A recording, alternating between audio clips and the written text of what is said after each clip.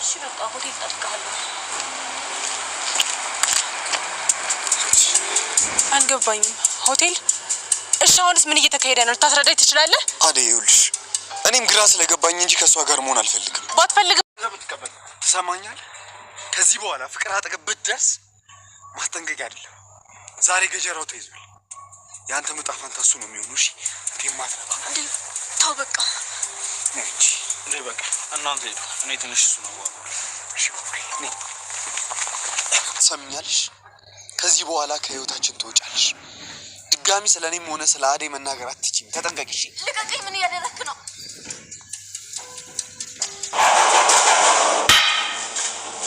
ነገር ይጤንስ ዱሌ ይመስገች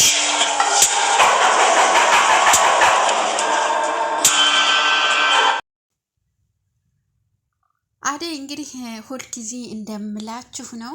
ያው አደይና አደይ እንደማይጋቡ ነግሬያቸዋለሁ። ምናልባት እናትየዋና ይችን ይዛት ተሄደች። እኔ እናትየዋ የሄደች መስሎኝ ነበረ፣ ማለት ወደ መጣችበት የተመለሰ መስሎኝ ነበር። ነገር ግን አለች፣ እዚሁ ሆቴል ተቀምጣለች። በዛ ላይ ደግሞ ይችኛዋ መጣች።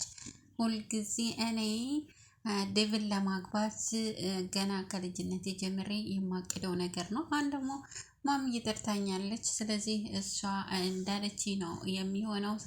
ዴቭን ማግባት አለብኝ፣ አግብቼ ወደ ሀገራችን መመለስ አለብኝ እያለች ነው እንግዲህ።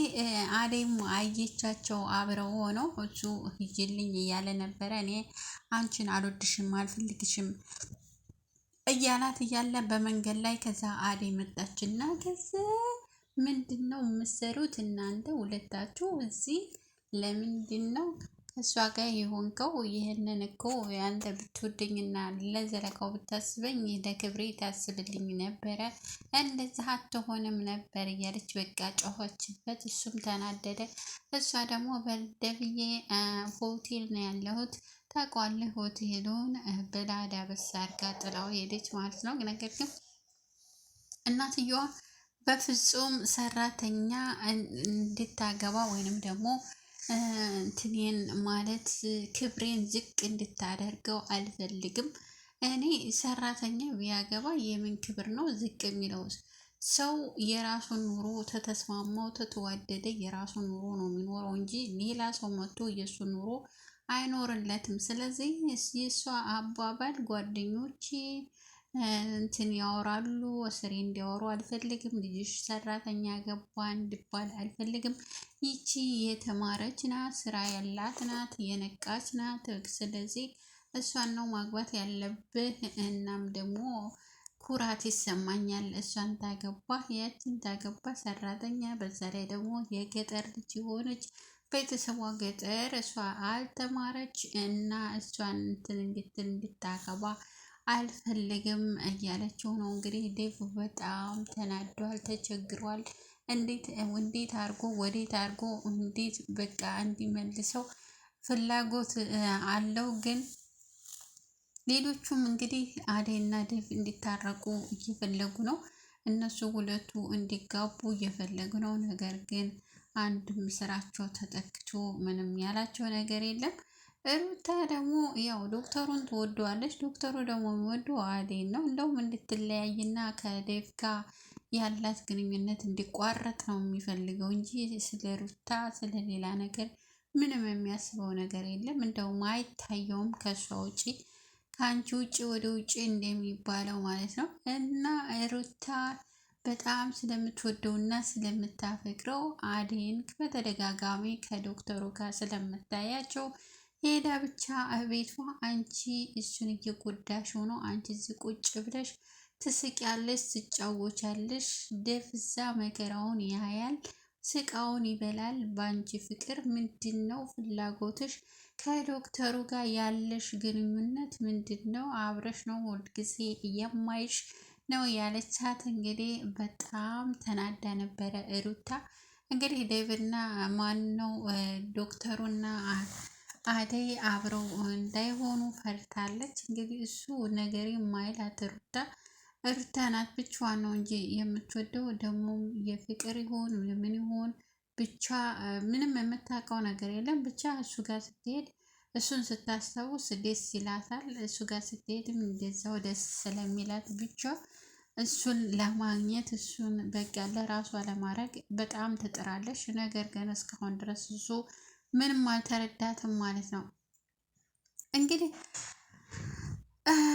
እንትና ማን ነው አሹ ደግሞ ያው ሩታን ማን ነው እሷን ለማስቀናት እንዴት ቆንጆ ናት፣ አይኔ ገና ዛሬ ለወጥ ያለ ሰው አየው ብሎ እያሞጋገሽ ከቤት ሲያስወጣት ሲረዳት፣ ከዛ ደግሞ ሮማን በጣም ተናደደች፣ ተቃጠለች። ይኸውልሽ ሮምዬን የተቃጠልኩት እንደዚህ ነው፣ በአንቺም ሞክሪው፣ የኔ የደረሰብኝን አንቺ ድረስብሽ፣ ስለዚህ እንደዚህ ማድረግ አለብኝ እያለ ነበር አሹ ያው አይወዳትም፣ ዝም ብሎ ነው ካለባበሷ ራሱ ዝም ብሎ አይወዳትም። ግን ያው እሷን ለማስቀናት ሆኖ ያንን ያክል ወሬ እያወራ ነበረ። እሷም በቁጣ ወደ ቤት ገባች። ፍቅር ደግሞ እንደ ፍቅር ያለ አይነት ልጅ እንዳይሰጣችሁ ላለሁ አሁንም ባለፈው ቪዲዮ ያው ገልጻታለሁ። ፍቅር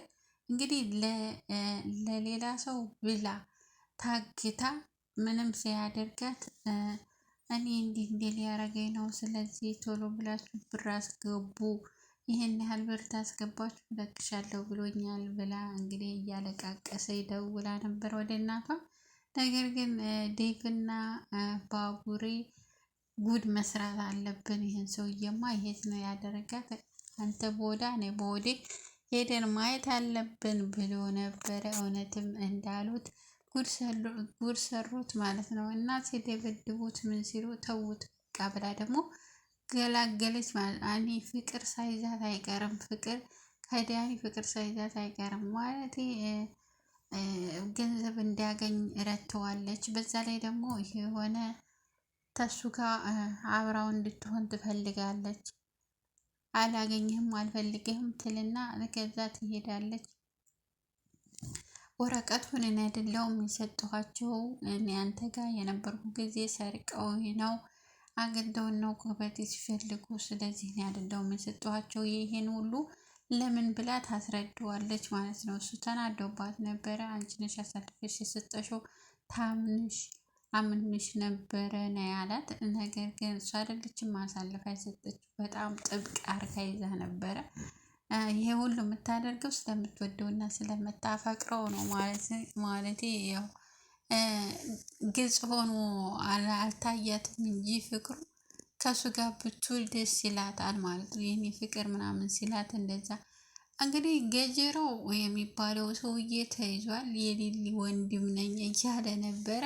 የሚገርመው ነገር የውሸት ቢሆን ነው እንጂ እውነት ቢሆን ቶሎ ብሎ ሊሊን እንመርመር ይላት ነበረ።